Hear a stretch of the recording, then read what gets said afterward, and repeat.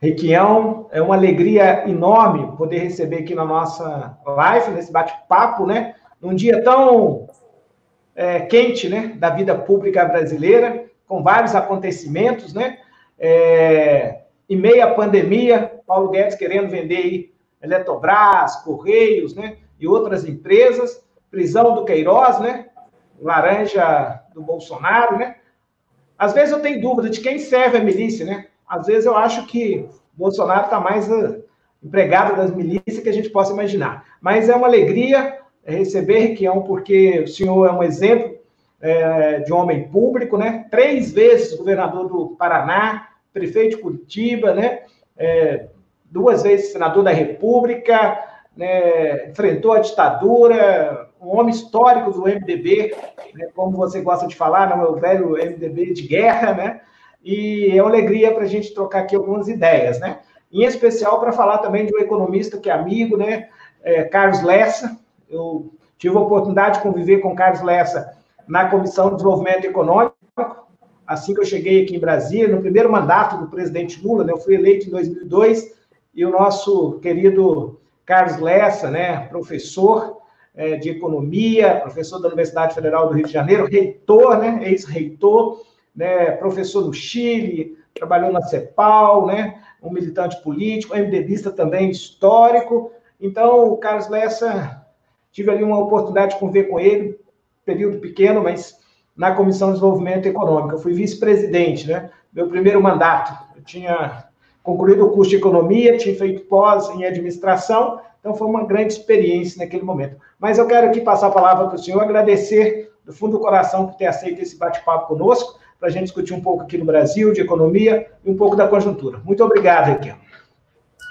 Reginaldo, um convite de um deputado com seu currículo e as suas posições é irrecusável. Eu tenho um prazer enorme, uma satisfação muito grande de conversar com você. Pelo que você é, da forma com que você atua e participa da política mineira e brasileira. Já sobre o Carlos era meu irmão, companheiro de muito tempo. Foi meu companheiro na prefeitura, nunca foi funcionário do Paraná. Eu até o convidei para ser secretário de Planejamento, ele não pôde vir por problemas familiares. A mãe dele ainda vivia aquela época e ele tinha problemas familiares que não possibilitavam afastar do Rio. Mas foi uma grande ajuda que eu tenho. A influência do Carlos Lessa nos meus governos e no bom sucesso dos meus governos foi fundamental.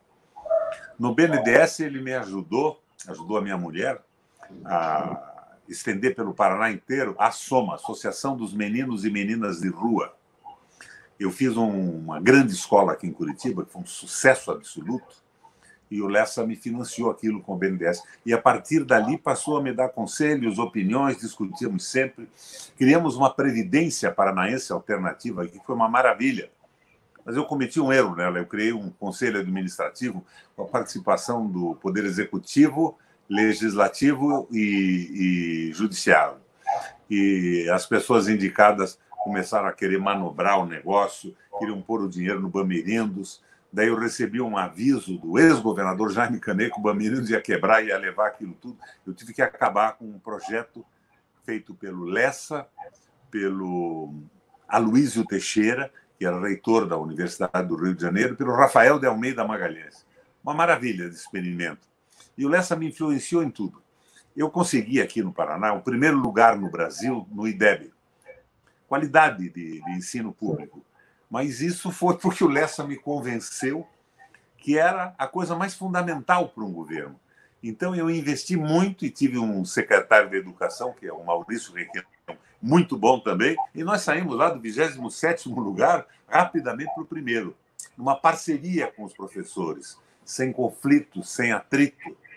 Sem conflito, sem atrito é uma maneira de dizer, porque no começo tivemos sim, tinha que pôr em ordem aquilo. Mas depois, para a satisfação de professores do governo, primeiro lugar no IDEB Nacional.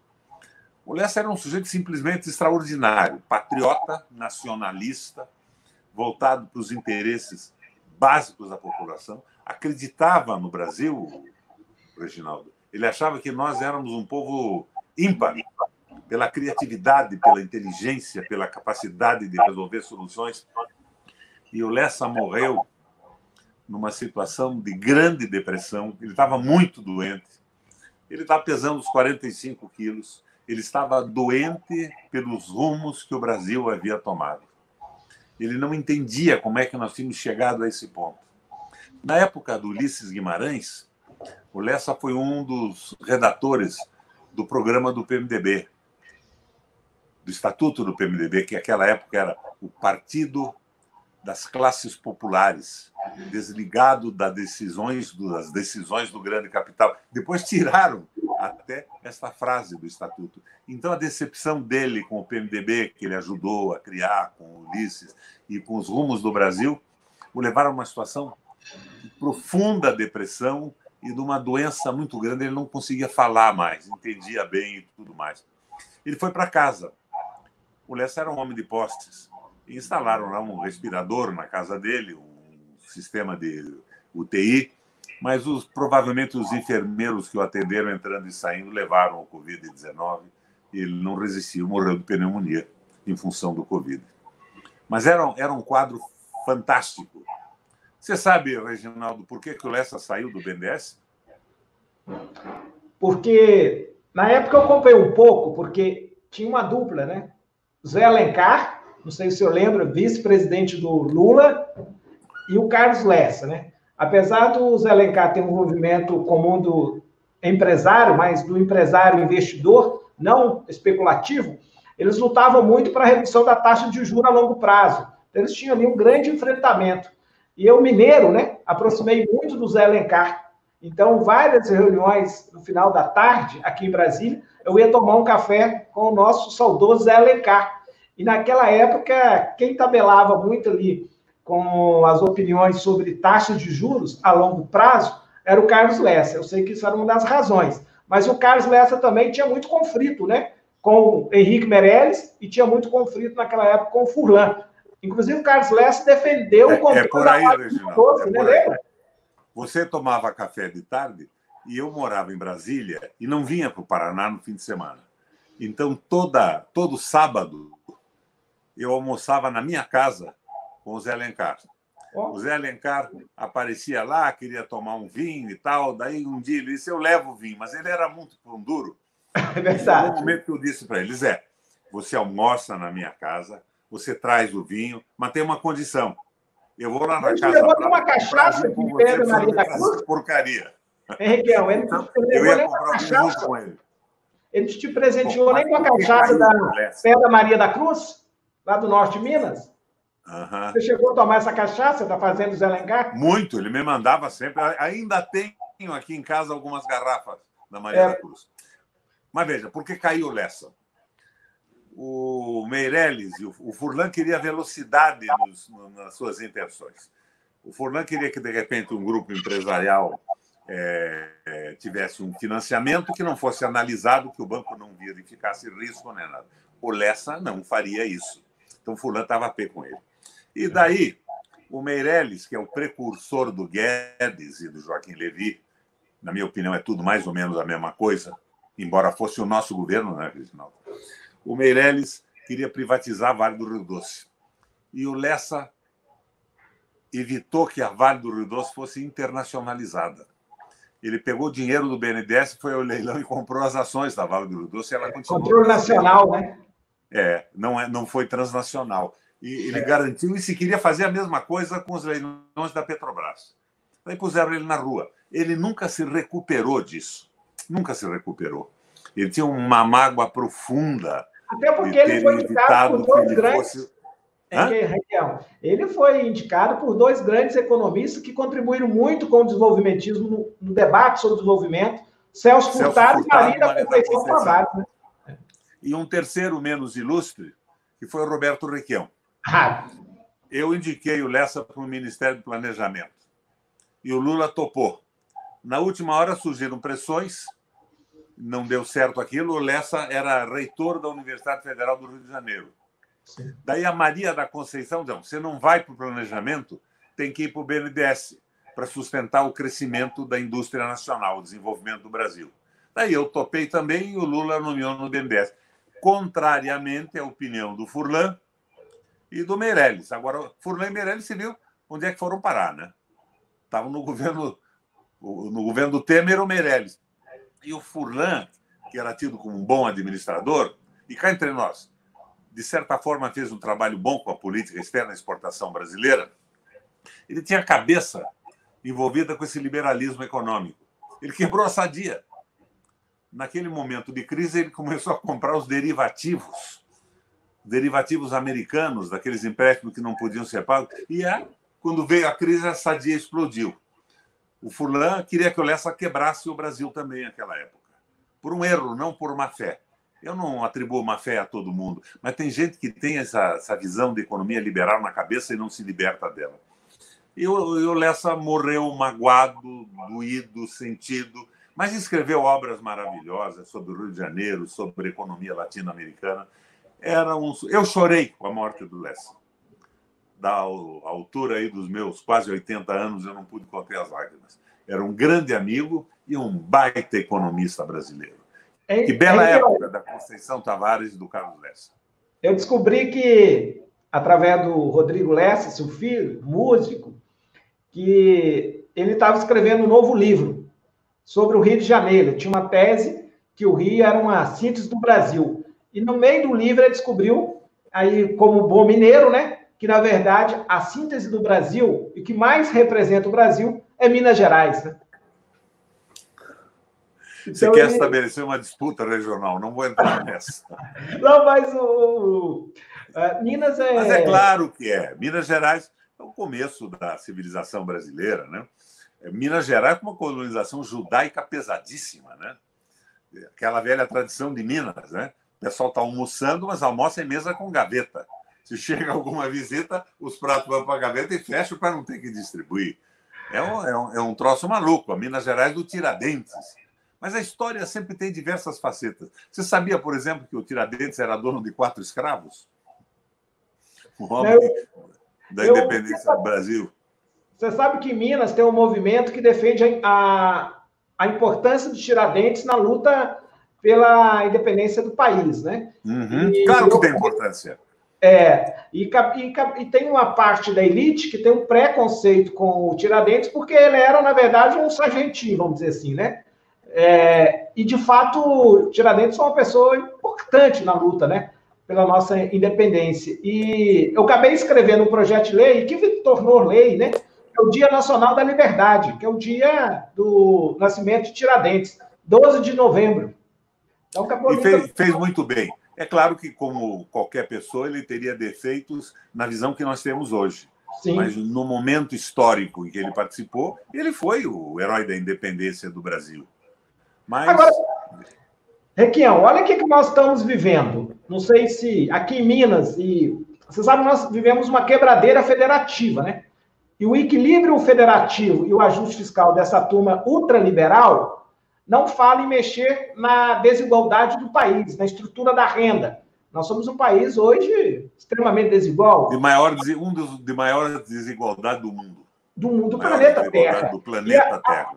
E agora você tem uma reforma tributária que está aqui na Câmara, uma lá no Senado e outra na Câmara dos Deputados, que eles querem mexer só no sistema tributário indireto.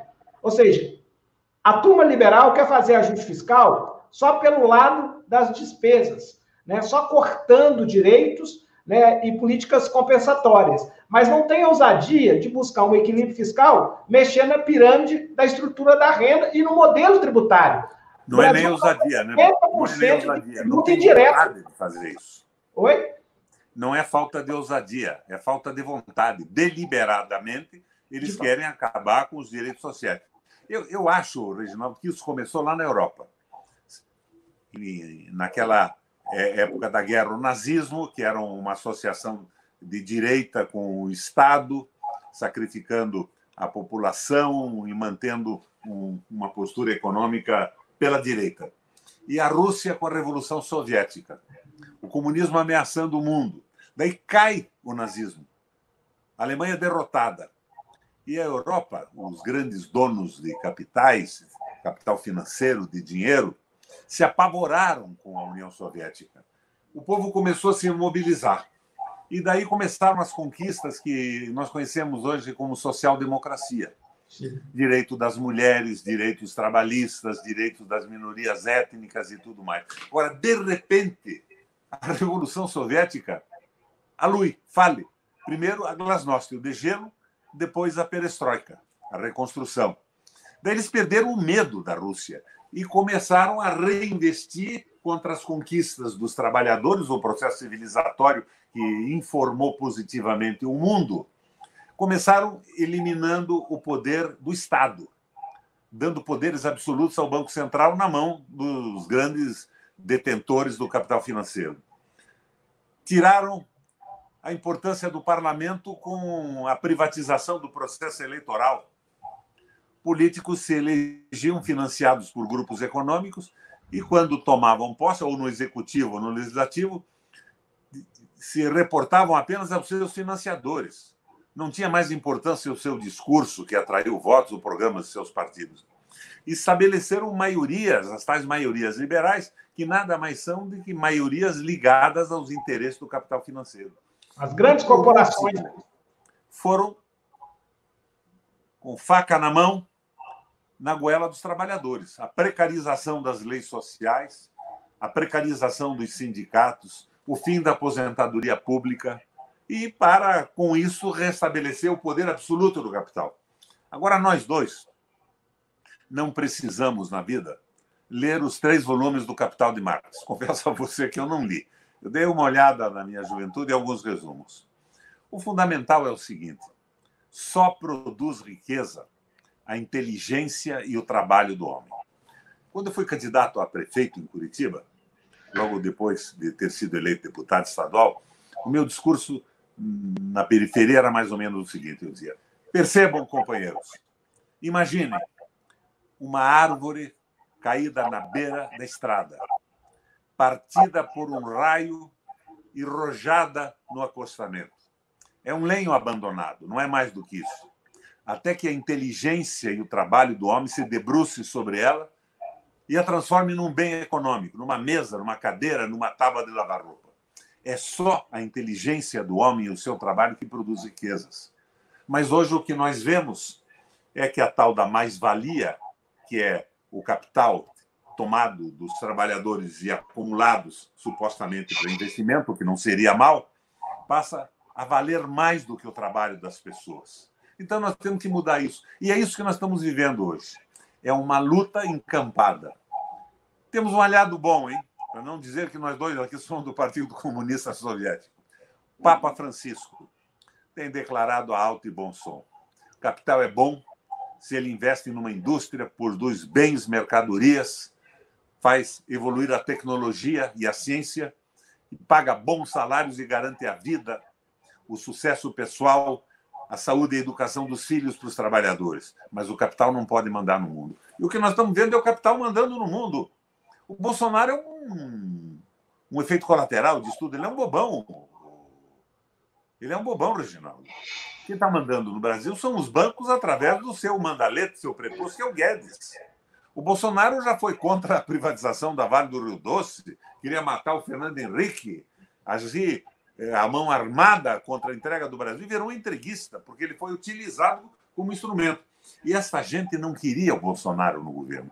Eles fizeram a guerra contra mim, contra você, contra os políticos sérios, desmoralizando a política para conseguir colocar no governo federal um liberal subordinado aos interesses estratégicos do capital financeiro via Estados Unidos e via os grandes bancos, inclusive nacionais. Bolsonaro foi um acidente de percurso. Tanto que hoje eles querem fazer uma frente democrática aí, que diz que não quer tirar o Bolsonaro, mas querem pôr trave nesse problema. Eles não gostam do Bolsonaro porque ele come mal, se veste mal, mas eles gostam do Guedes e de toda essa política de massacre do trabalhador. Então, nós estamos diante disso hoje. E é isso que nós temos que enfrentar. E é isso que eu vejo você e muitos companheiros enfrentando no Congresso Nacional. O senhor traz um debate aqui, que é super importante. O debate que, de fato, nós vamos ter que enfrentar. É que o sistema financeiro ele está extraindo toda a riqueza produzida pela sociedade brasileira. Olha, nenhum lugar do mundo suportaria uma taxa de crédito rotativa do cartão de crédito, do cheque especial, do qual nós estamos vivendo nesse país, ou seja, um modelo só para o sistema financeiro, 400 no cartão de crédito, 300 no cheque especial, numa taxa Selic de 2,25. Você sabe, Requião, que o Ciro Gomes trouxe um debate em relação ao tirar as pessoas do SPC. Eu acabei apresentando um projeto. Eu fui estudar o programa do Ciro Gomes, não encontrei muito conteúdo, como que ele ia fazer a operação, mas encontrei no governo de Portugal, no governo socialista reeleito, que a primeira ação dele foi reabilitar os portugueses no mercado de consumo, na economia interna. E ele retirou as pessoas da inadimplência. Então, eu acabei apresentando um projeto, porque, imagina, o nosso povo hoje é vítima do juro composto, né? Como Einstein dizia que os juros compostos é a oitava maravilha do mundo, mas trabalhando a favor das pessoas, e não só para o sistema financeiro, né? Então, de fato, se a gente não enfrentar esse modelo rentista acumulativo do sistema financeiro, é impossível sair da crise que nós estamos vivendo. Por isso que não tem condição do governo, na minha opinião, do Bolsonaro continuar, porque o Paulo Guedes é o grande obstáculo para o desenvolvimento econômico. O Paulo Guedes e os banqueiros que financiaram a campanha do Bolsonaro, os grandes interesses econômicos, não é? Agora você veja o que vai acontecer. Antes do coronavírus, do Covid-19, que é uma espécie de acelerador de desastre, é como uma garrafa de gasolina ser jogada num incêndio. O Brasil estava na mão do Guedes e o PIB já tinha caído 1,5% até março desse ano. É claro que o Covid acelera o desastre, o incêndio provocado pelo liberalismo econômico. E vai chegar um momento, já está chegando esse momento, em que o povo vai ficar desesperado, sem emprego, sem esperança, sem perspectiva de sobreviver com o próprio trabalho. Aqui no Paraná, esta semana, já tivemos um caminhão de frangos perto da cidade de Ponta Grossa, que é aqui perto de Curitiba, assaltado pelo pessoal que queria alguma coisa para comer. Eu lembro que antes do Lula, armazéns eram assaltados no interior inteiro. Como é que isso diminuiu, na minha opinião, Reginaldo? Diminuiu com a organização dos trabalhadores. A gente se irrita muito quando eu digo, mas o MST, quando organizou trabalhadores capazes de fazerem e obterem reivindicações, evitou, de certa forma, o desastre anárquico dos assaltos. E a política do Lula. Mas a política do Lula, a meu ver, eu fui oposição à política econômica do Lula no Congresso. Depois eu me opus com corpo e alma contra aquela barbaridade do impeachment da Ponte para o Futuro e desse liberalismo econômico que a gente está vendo como é que fica. Mas o Lula fez uma política social-democrata tupiniquim. O Lula tinha sensibilidade com os trabalhadores. Ele aumentou o salário mínimo, ele garantiu direitos. Então, o povo brasileiro mudou de patamar. Eu não acredito que vá se conformar o nosso povo e a nossa gente com o fim dos benefícios desses 13 anos do PT, com o fim da CLT, com o fim dos avanços civilizatórios do Ocidente que foram absorvidos pelo Brasil, pelos trabalhadores, e vai se transformar num povo semi-escravizado, servindo de uma forma humilde e não reativa ao capital. O Brasil vai entrar em conflito. Por isso eu insisto numa coisa. Nós precisamos ter um projeto nacional. Eu achei bacana o PT começar a construir um projeto. Até conversei com a Gleisi sobre isso. Eu acho bacana que todos os partidos comecem a mexer em ideias e formar quadros internos. Mas o fundamental hoje era ter um projeto único. Modesto, não podia ser muito ambicioso. Se você quer tudo, se acaba com nada. Eu cito sempre um exemplo aristotélico, uma anedota aristotélica. Um exército popular estava em mobilização para a conquista da soberania do seu país e precisava tomar uma colina. Então, aí, são três hipóteses, são hipóteses. 3 comandantes são destacados para viabilizarem a proposta. O primeiro dá uma olhada lá e diz, olha, com os homens que eu tenho e com o material bélico de que disponho, eu não consigo, eu não vou, não avanço. Um ato extremo de covardia. Seria esta frente, que não propõe nada, que o Lula se recusou a participar, e que eu me contrapus também por escrito e verbalmente em todos os blogs do país.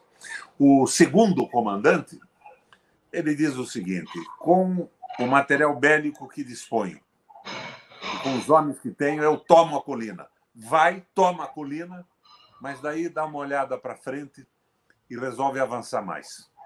Perde o equipamento e perde a maioria dos homens. Um ato temerário, um ato extremo de temeridade, refletido. O terceiro dá uma olhada e diz: com os homens e com o equipamento, eu tomo a colina. Avança, toma a colina, mantém a posição, dando o apoio estratégico necessário para o exército da retaguarda avançar defendendo a soberania e os direitos do seu povo. Nós precisamos desse terceiro comandante. Ato eficiente, ato meio, um ato que nós possamos sustentar. Não pode ser um sonho de evolução impossível, mas um projeto à maneira do velho Guerreiro Ramos, que garanta a reabertura do espaço democrático, a retomada do desenvolvimento brasileiro e a consolidação de direitos trabalhistas perdidos. Não estou dizendo a você que a CLT não precisava de algumas reformas, e mesmo a aposentadoria. Trabalhei no governo do Estado aqui, modifiquei algumas coisas e tinha resolvido. Errei no Conselho Administrativo e tive que destruir aquilo tudo que tínhamos feito lá atrás, inclusive com o meu amigo Carlos Lessa. Mas nós precisamos restabelecer a possibilidade da esperança da sobrevivência pelo trabalho e ter um projeto que consiga abarcar esses 70% que são oposição ao Bolsonaro hoje no Brasil. Aliás, não é 70% mais. 75%. Você sabe que apenas 8% são o voto firme desse maluco. São tão malucos quanto ele. Então, nós precisamos de um projeto nacional, não é partidário. Todos os partidos deviam entrar nisso. E restabelecido esse início de desenvolvimento, restabelecido o espaço democrático, daí sim, os partidos vão elaborando as suas propostas específicas, com a sua experiência e tudo mais, e colocando no processo eleitoral, e o Brasil vai evoluindo à medida que o povo consciente, com liberdade de comunicação, consiga entender o que cada partido propõe. Mas o que eu vejo é diferente. Nós temos candidatos fazendo propostas, e você sabe como é que funcionam os candidatos. De repente, Banco Central independente, para mim é fundamental. O Banco Central tem que ser dependente de um projeto de soberania e não de bancos. Mas daí, em determinado momento, o Haddad vai lá e diz: não, eu sou a favor do Banco Central independente. Está sonhando em ter o apoio do capital financeiro. Embora eu não esteja fazendo uma crítica pesada ao Haddad. Ele é um grande quadro, foi um baita ministro da Educação. Mas a formação liberal dele na USP atrapalha um pouco esse processo. O Ciro faz outras coisas, outras concessões, mas tem propostas muito boas. Nós temos que analisar todas essas propostas, independente de partido ou de elaboradores, e fazer uma proposta enxuta e curta para ser a proposta de recuperação nacional, de restabelecimento da democracia. E assim o Brasil andaria com as pernas do seu povo.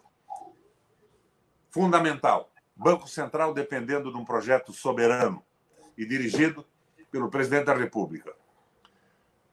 Referendo revogatório para a restituição ao país de todas essas empresas que foram dadas de presente ao capital internacional que financiou o golpe e a campanha do Bolsonaro. Eles compraram de quem não tinha autorização para vender. Bolsonaro nunca disse, durante o processo eleitoral, que pretendia entregar os minérios do Brasil, a água e as nossas empresas. Então, quem comprou, comprou de quem não podia vender. Comprou mercadoria roubada, crime de receptação, tem que devolver, e sem nenhuma compensação. Na presidência da Frente Parlamentar Mista de Defesa da Soberania Nacional, eu mandei para todas as embaixadas, na época que estava no Senado ainda, mandei para todas as embaixadas uma carta dizendo a eles que estavam comprando mercadoria roubada e que o Brasil ia querer isso de volta. Então, isso é fundamental. Agora, o outro ponto básico é o respeito ao trabalho. O capital não pode se sobrepor ao trabalho dessa maneira com que o Papa Francisco não concorda, nem eu, nem você, e muito menos os trabalhadores. Mas o Covid foi um acelerador do processo. Papa Francisco tem 2 documentos que eu tenho recomendado. A Economia de Francisco, né? Eu ia participar do encontro em Assis, no dia 26 a 29 de março desse ano, por causa da pandemia. Foi adiado, mas é um debate fantástico sobre uma nova economia, né? Porque parece que é um pacto de mediocridade que os economistas começam a pensar a favor do mercado financeiro. Não são economistas. Não do povo, né? E o são segundo, financistas. E o segundo documento muito importante é sobre a ética na inteligência artificial, a Carta de Roma do Papa Francisco, aonde ele fala a tecnologia a favor do homem e não o homem a favor da tecnologia, né? Exatamente. São os 10 desafios do século XXI. É uma mais-valia tecnológica apropriada pelo capital financeiro. Você veja o que está acontecendo no Brasil. Aumentam a carga horária dos trabalhadores, baixam o salário e tiram os direitos. O que está acontecendo na Alemanha hoje com o avanço tecnológico? A Alemanha reduziu para 30 horas a jornada de trabalho do pessoal ligado à informática. A mesma coisa no Japão. Esse pessoal aqui ficou doido.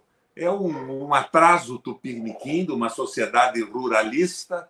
O Chile acabou de reduzir de 44 para 40. O Chile, nessas convulsões sociais agora, nas manifestações, houve uma redução de 44 para 40 horas, 45 para 40. Né? Agora você veja o nosso Papa Francisco. Eu dizia brincando, meu Deus, esse Papa é argentino, mas apesar disso é o cara mais porreta que tem posições sobre a economia do mundo hoje. E é isso mesmo, tenho uma admiração profunda pelas posições corajosas e firmes do Papa Francisco. Mas e as igrejas evangélicas?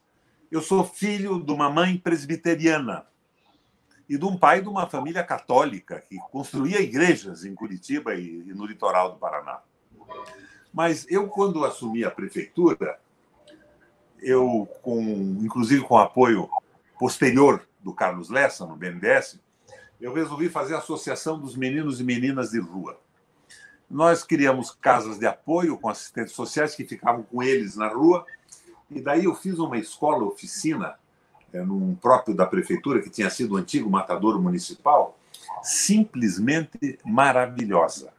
Com oficinas de marcenaria, oficinas de mecânica, oficinas de música e o ensino tradicional do currículo brasileiro e paranaense. Mas um dia, eu estava na prefeitura e me disseram, aí tem um pastor que quer conversar com o senhor. O Reginaldo estava com o saco cheio de pastor. Eles iam em fila me pedir coisas lá. E pediam coisas, e pediam dinheiro, e pediam disso. E eu cometi a indelicadeza que me arrependo até hoje.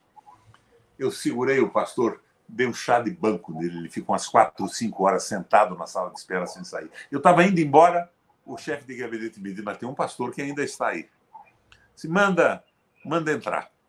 Era o pastor Pimentel, líder da Assembleia de Deus no Paraná. Sentou naquela mesa oval do gabinete na minha frente e eu perguntei, pastor, o que o senhor deseja da prefeitura? Ele disse, não, prefeito, o senhor está enganado. Eu não desejo nada. Eu soube que o senhor está construindo uma escola-oficina que vai ser um programa no Paraná inteiro para meninos e meninas de rua e que o senhor está com dificuldade financeira para, inclusive, comprar tijolos. Então, eu vim aqui dizer ao senhor prefeito que a nossa igreja Assembleia de Deus se dispõe a comprar e pagar os tijolos para a construção da igreja. Ficou meu amigo, passou a trabalhar comigo tudo. Era um sujeito simplesmente extraordinário. Você não veria um pastor desse dando de Malafaia, de Valdemiro, vendendo feijão santo e água consagrada. Morreu, pastor. Mas ele foi um grande parceiro na administração da prefeitura e do Estado. Um homem puro, organizado religiosamente para servir a comunidade. E depois disso, o Lessa entrou nesse jogo do BNDES e me deu $1 milhão e eu fiz uma rede de escolas-oficinas para meninos e meninas de rua no Paraná. Você sabe que eu nunca forcei uma criança a entrar lá. O que eu fazia? Fizemos a escola, montamos o quadro discente, as oficinas, e daí os educadores de rua, que tinham uma sede no centro de Curitiba, eles ficavam brincando com os meninos, faziam pelada em praça e tal, conviviam. Eles diziam, vocês não querem conhecer uma escola que o prefeito fez aí? E levavam as crianças lá. Se encantavam. No fim, eu não conseguia arranjar vaga. Todos os meninos e meninas de rua de Curitiba queriam participar daquela escola maravilhosa. E tive um problema, Reginaldo. A comunidade ficou chateada. Eles diziam, mas como essa escola só para meninos e meninas de rua? E os nossos filhos? Daí eu transformei numa escola mista. Eu saí da prefeitura e vieram Beto Richa, as Ratinhos, Grecas e Lerners, acabaram com tudo isso. É uma tristeza. Mas o que eu abordei foi simplesmente a dizer a você que eu não consigo entender que a grande maioria dos pastores evangélicos no Brasil possam ser diferentes daquele maravilhoso pastor Pimentel, que ainda tinha um segundo pastor, que era o Raimundo, que ajudava a organizar as igrejas. Era gente completamente diferenciada. Onde estão? Tem muitos, mas o problema é a direção, é o comando, né? Na base, tem muitos pastores que servem o bem comum, né? Mas está numa organização maior, institucional, que muitos não têm compromisso, de fato, com a mudança verdadeira do país, né? Esse é o grande problema, Requião, na minha opinião. Nós temos que ter um programa nesse país que tem mais ousadia. Eu acho que o PT fez muito, o presidente Lula foi extraordinário, mas para o novo governo de esquerda democrática, de centro, nós precisamos mexer para valer na estrutura da renda. Eu acho que não tem outro caminho. E no desenvolvimento, né? Então, tributar lucro. É claro que o Lula foi extraordinário. Eu fui crítico do Lula, eu fui oposição à política do Meirelles, do Joaquim Levy com a Dilma e tudo. Mas depois se viu que eu tomei posição. Sim. Agora, o Lula fez o que ele achava que era possível, aquele tal presidencialismo de coalizão. Precisa evoluir nesse processo, mas não evoluir doidamente. Tem que ter uma proposta racional que consiga o apoio da população brasileira. E daí dizem, oh, os bolsomínios, esses idiotas votaram no Bolsonaro. Eles votaram no Bolsonaro, votaram em mim no Paraná quando eu derrotei a direita do Jaime Lerner, votaram no Fernando Henrique, votaram no Lula, votaram no Collor, porque a estrutura política acabou frustrando as suas esperanças. E nós tínhamos, Reginaldo, uma corrupção endêmica na estrutura política brasileira. Não era do PT, era da estrutura política. PT também. O meu partido, o PMDB, o que eu posso dizer? O PP e todos eles. E isso deu o gancho para o Sérgio Moro iniciar aquele processo que parecia bacana e moralizante no começo, mas que depois foi absorvido pelos interesses norte-americanos, e o Moro acaba, com o Bolsonaro nos Estados Unidos, indo visitar a direção da CIA, mostrando a serviço do que ele estava. Agora, nós dois não vamos dizer que não tinha corrupção. Tinha, era pesada e nos incomodava muito. Henriqueão, olhando para frente, na minha opinião, sem um projeto também de reindustrialização brasileira, é impossível buscar um modelo mais distributivo de riquezas, né? Ou seja, ao mesmo tempo que tem que alterar a estrutura da renda, que está muito acumulada, nós também precisamos ter um projeto nacional de reindustrialização do Estado brasileiro. Chegamos ao limite, não temos mais indústria, não temos mais um industrial nacional, né? Quem é o grande industrial brasileiro hoje? Não existe mais. Qual é a elite industrial brasileira? A Lava Jato, Requião, a Lava Jato também, ela se viu para uma aliança com o capital rentista. A impressão que eu tenho que foi patrocinado pela grande mídia, lógico, tem os erros, mas um pouco com o sistema financeiro e que destruiu o resto que nós tínhamos de indústria. E os interesses norte-americanos. Os interesses norte-americanos. Energia e gás. Do mundo. Energia e gás, né? Reginaldo, em 1980, os militares é que estavam mandando no Brasil. E eu era universitário, eu tenho quase 80 anos. Eu tenho 80 anos incompletos, já fiz 79. Eu estava na rua. A briga com corpo e alma contra aquele autoritarismo, aquela ditadura e tudo mais. Mas você dando uma olhada, você via que os militares favoreceram a Petrobras, criaram a Escola de Engenharia do Exército, reforçaram a Vale do Rio Doce, como fez o Getúlio lá atrás. Depois que eles saíram, em 80, o Brasil produzia industrialmente mais do que os tigres asiáticos. Quais eram os tigres asiáticos? Tailândia, Malásia, Coreia do Sul e China. Nós produzíamos industrialmente mais do que eles. Hoje nós não produzimos 10% do que eles produzem. Por quê? Eu, a Vanessa Graziotin, o Lindbergh, a Gleisi, companheiros, chamamos o general Vilas Boas, que era o comandante do Exército, na comissão a CCJ do Senado Federal. E ele diz o seguinte: nós entramos na Guerra Fria. Do lado dos Estados Unidos, nós paralisamos nosso desenvolvimento, ficamos escravizados com a Guerra Fria. O comunismo soviético e o liberalismo norte-americano salvando o mundo da ditadura. Hoje não existe mais, dizia ele naquela época.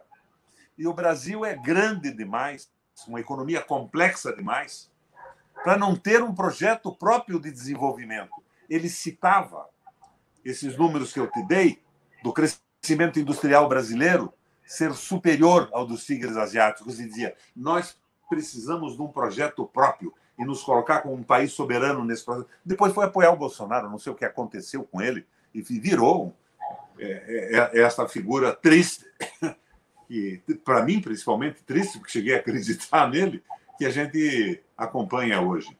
Então, nós temos que ter projeto. O Brasil não pode ser escravo dos Estados Unidos, e muito menos do projeto da Rússia e com a China junto hoje, que são projetos de dominação do mundo, não são projetos ideológicos. E nós temos que pensar no nosso país, nos nossos trabalhadores, no nosso crescimento, na nossa vontade e na nossa soberania. Agora não vai ser com o Bolsonaro. E menos com o Paulo Guedes, né? E menos ainda com o Paulo Guedes. Agora, sim, na comissão, claro, senador, na comissão de fiscalização das ações do Covid, do Congresso, né, eu sou membro pela Câmara dos Deputados, titular, convocamos o Paulo Guedes. Eu ainda perguntei: o senhor acredita que nós vamos reconstruir a economia brasileira pós-Covid-19 com capital privado, fazendo saneamento básico, moradia? Depois, a segunda pergunta: o senhor acredita mesmo que o que vai garantir os investimentos para a retomada do crescimento é o capital estrangeiro? Ele falou que é o capital estrangeiro e acredita nas privatizações para fazer a retomada do crescimento econômico pós-Covid-19. Nós estamos sem saída. Reginaldo, isso acabou no mundo. Isso faliu na Europa, dificulta a Alemanha, dificulta a Espanha até conseguir formação do governo. Esse cara, ele não é um economista, ele é um financista, ele é um instrumento do capital financeiro. Nós temos que ter um Banco Central dependente dos interesses do Brasil. E nós vamos conseguir isso. Vamos ter que devolver direitos, revogar as doações. E eu fico pensando, se naquela época nós tínhamos, e eu brigava na rua contra o Geisel era nacionalista, autoritário e nacionalista. Onde estão esses generais? Eles não tinham uma identidade muito grande com o povo trabalhador, mas eram nacionalistas, estavam pensando no desenvolvimento brasileiro. Onde é que são? Augusto Heleno e esses outros todos com pijama, sem pijama, né? Porque tem os de pijama e os que estão pelados, mas pelados de inteligência, de identidade com o país e com sentimento patriótico. Parece que desapareceu esse espírito nacional do Exército Brasileiro. Eu não acredito. Como você, eu acho que a base da estrutura deve pensar de outra maneira. E se ela tiver um projeto que unifique o país, nós vamos à frente. E esse projeto tem que ser um projeto suprapartidário nesse momento, embora os partidos sejam importantíssimos. Digo a você porque eu acho os partidos importantes.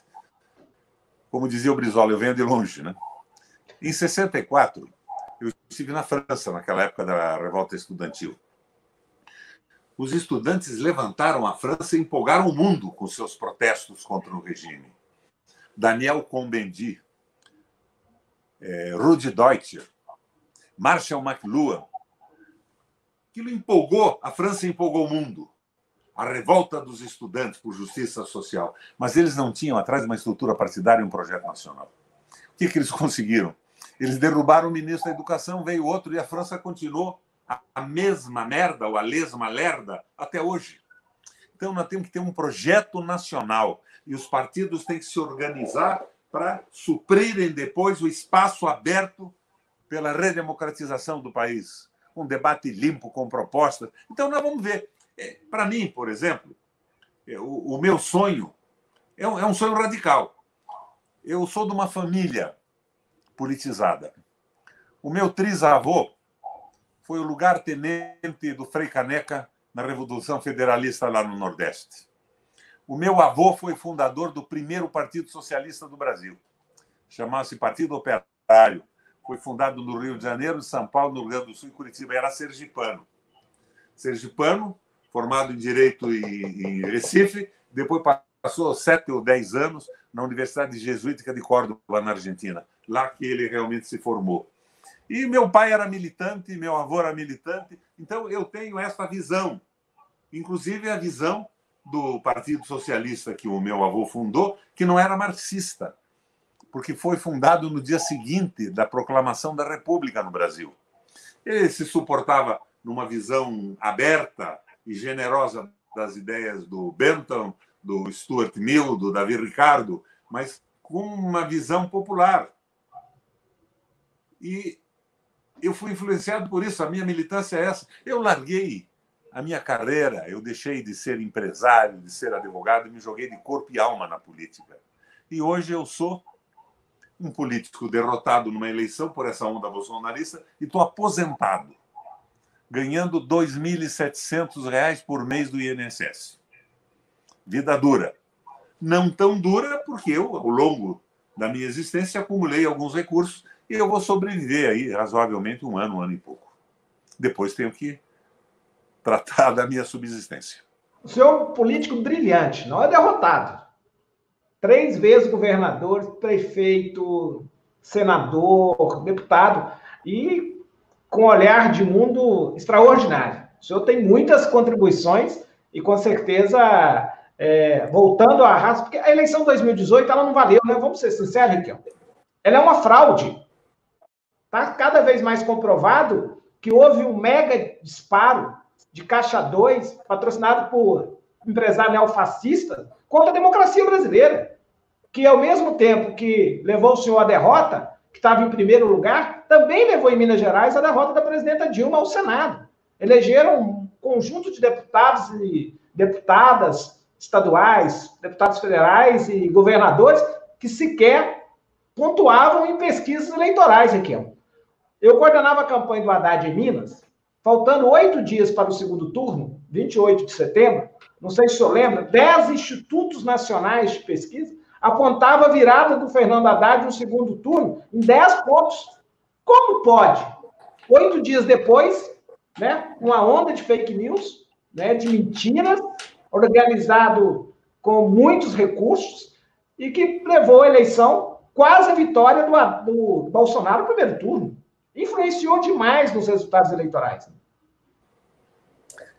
Os institutos de pesquisa diziam que eu seria, proporcionalmente ao número de eleitores do Estado, o senador mais votado do Brasil. Isso no dia 7. O nosso tracking de campanha, as nossas pesquisas continuadas, chegaram a me dar 53%. Eu terminei com 15%. Uma bateria de infâmias, de mentiras, e aquele entusiasmo. Nós somos contra tudo isso que está aí. Como a Revolução Francesa, mas sem proposta, e acabaram votando em figuras como o governador teu aí de Minas Gerais. Pode até serem bem intencionados, mas é um desapetrechado intelectualmente, é um bobão. E aqui foi a mesma coisa. Eles diziam que eu era um político aposentado, que eu ganhava R$450 mil por mês. E eu nem percebia isso, porque ia pelo WhatsApp direto para esses eleitores. Eu não tem filtro, né? O WhatsApp não tem filtro. Né? É uma rede social. Uma coisa terrível. Mas eu não desisti disso. Eu estou na luta com um prazer enorme conversando com você, que nós temos que dar a nossa contribuição. Eu fui presidente do Parlamento Europeu Latino-Americano, andei pelo mundo, fiz reuniões na Rússia, fiz reuniões no leste europeu, na Itália, na França, na América Latina, conversando com grandes líderes. Eu melhorei a minha condição de entendimento do mundo. E eu quero continuar aplicando isso, independente de ter mandato ou não. Antes de tudo, sou brasileiro. E quero colaborar com o meu país. Requião, nós estamos quase chegando aqui ao final do nosso bate-papo, mas eu queria agradecer muito por ter aceito o convite e dizer que essa frente parlamentar, do qual o senhor é o nosso presidente de honra, a Frente Parlamentar em Defesa da Soberania Nacional, ela pode ser um instrumento, né, para liderar, para articular, né, esse conjunto de ideias suprapartidárias, para a gente apresentar um debate, porque eu acredito também, Requião, nós precisamos disputar a percepção da sociedade brasileira. O que está em jogo, o que eles falam narrativa, nós precisamos disputar essa percepção para a gente ganhar as eleições de 2022. E eu acredito que a sociedade brasileira, né, se 95% só tem 5% do PIB, e 5% do PIB, 5% da sociedade tem 95% do PIB, num processo democrático, igual o senhor colocou, com clareza, objetividade, propostas de fácil aplicabilidade. E sustentáveis. Oi? E sustentáveis? Propostas sustentáveis. Como nós não vamos ganhar as eleições? Né? Como nós vamos ganhar essa disputa? O Lula tropeçou no governo de coalizão, mas a sua identidade com a população melhorou a vida desse Brasil. Se lembra como era antes. Botou o trabalhador a viajar de avião, filho trabalhador nas universidades, mas, de repente, ele dizia precisava um presidente socialista para que os banqueiros ganhassem tanto dinheiro. E os banqueiros puseram ele para correr. Aí é que não dá. Agora, minha percepção, para não ser mal entendido, eu acho que o Lula que foi preso é muito diferente do Lula que saiu da prisão. O Lula aprendeu muita coisa, teve tempo para ver aonde errou. E, como dizem os marxistas lá do passado, aos nossos erros devemos chamar de experiência e não cometê-los de novo. Então, eu acho importantíssima a participação do Lula nesse processo, de todo mundo, mas um projeto nacional de liberdade de comunicação e de recuperação da soberania e do direito dos trabalhadores. Simples assim. Eu acredito também. Eu sempre tenho falado que essa política, que eu chamo de ganha-ganha, da macroeconomia, que o governo do presidente Lula fez brilhantemente, né? Pela primeira vez, os pobres ganharam parte da riqueza. Mas ela é insustentável para um projeto de governo para dialogar com a sociedade. Eu tenho dito o seguinte: para o andar de baixo subir um degrau, nós temos que tirar do andar de cima. Nós temos que ter uma proposta. Eu acho que, do ponto de vista da política, nós temos que fazer uma frente grande. Mas, do ponto de vista econômico, nós precisamos ter clareza que lado que nós vamos representar. Com mais clareza. Eu acho que a sociedade espera um projeto da esquerda fora da caixinha, vamos dizer assim, fora do sistema. Nós não podemos vacilar em relacionar e ficar vítima desse mercado financeiro que não tem compromisso nenhum com o bem-estar da sociedade brasileira. É isso, Reginaldo. E o que nós estamos fazendo aqui, nós dois? Tentando levantar um nível de consciência política do país. Nós não estamos em campanha eleitoral, nós estamos conversando o que nós estamos vendo na posição privilegiada em que eu estive, que você está, com o mandato parlamentar, e eu com a observação que os cargos que ocupei e a evolução da minha carreira política me possibilitaram, criando uma consciência popular. Sem um suporte, numa base popular ampla, nós não vamos conseguir grande coisa. Acaba a coisa as tais frentes, aquela frente do Fernando Henrique, do Huck, que entram alguns companheiros nossos. A impressão que eu tenho é que eles imaginam que vão ser sorteados com aqueles troços que o Huck dá para um ou outro favelado, eletrodoméstico, uma geladeira, um fogão, um toca-fita. Não tem nenhum cabimento. Aquela frente é uma frente para, de certa forma, absolver o crime que eles cometeram contra o Brasil. Eles querem se reabilitar, inclusive eleitoralmente, como se fosse oposição ao quê? Eles são a favor do Banco Central independente na mão dos banqueiros, eles são a favor da reforma absurda que fizeram na CLT, no fim da aposentadoria, na entrega da Petrobras, do petróleo brasileiro, na entrega da Eletrobras. Inclusive, nós estamos aí com um divertimento enorme em torno da prisão do Queiroz. Enquanto isso, o Guedes está tratando de vender a Eletrobras. Vendendo a Eletrobras, vende a água, o controle dos cursos dos rios e tudo mais. Nós temos que reagir. E uma parte da reação é isso que nós estamos fazendo aqui, Reginaldo. Obrigado pelo convite e parabéns pela iniciativa de vocês. Eu que agradeço, Equiel. Vamos manter um diálogo. Foi uma alegria enorme poder recebê-lo. Em especial, a gente, o senhor, né, fez uma homenagem aí ao nosso saudoso Carlos Lessa, né, que vai fazer muita falta na construção, apesar que ele deixou um legado muito grande para a gente inspirar um projeto para o país. Mas, com certeza, Carlos Lessa é uma grande perda para o país, né? Um grande nacionalista, um grande brasileiro. Muito obrigado, Miguel. Um homem íntegro. Íntegro. Integridade absoluta. Um educador, né? É um militante educador, né? Então, te contar outra coisa do Lessa, só para até arrematar aqui. A palavra é com o senhor. Um pouco fora da política. O Lessa é aparentado com o famoso Cardeal Arco Verde. O Cardeal Arco Verde foi quem julgou anátema e tirou da igreja o Padim Paciço. E o Lessa queria reabilitar. O Cardeal Arco Verde, acho que era tio da mulher dele. Nós íamos fazer palestras na Itália, convite de organizações de empreiteiros de construção civil, economistas e tal, dando a posição que a gente achava que estava acontecendo com o mundo e tal. E o Lessa me convenceu a pedir uma audiência no Vaticano. Não falei diretamente com o Papa, mas falei com o Guzman Kirigiri, que é o chanceler do Vaticano. E o Lessa queria convencer a igreja que tinha que retirar a exclusão do Padim Padre Cícero e abrir o caminho para a santificação dele. O Papa estava mais inclinado pelo Padre Anchieta, que era jesuíta também. Mas nós conseguimos remover as críticas iniciais e reabilitar o Padim Padre Cícero, e a consideração da igreja absorver o Padim, as suas obras e as suas posições hoje é mais correta. O Lessa, além de nacionalista, era um lutador pelo santo brasileiro. Equiel, muito obrigado. Hein? Valeu, um abração. Valeu. Um abração.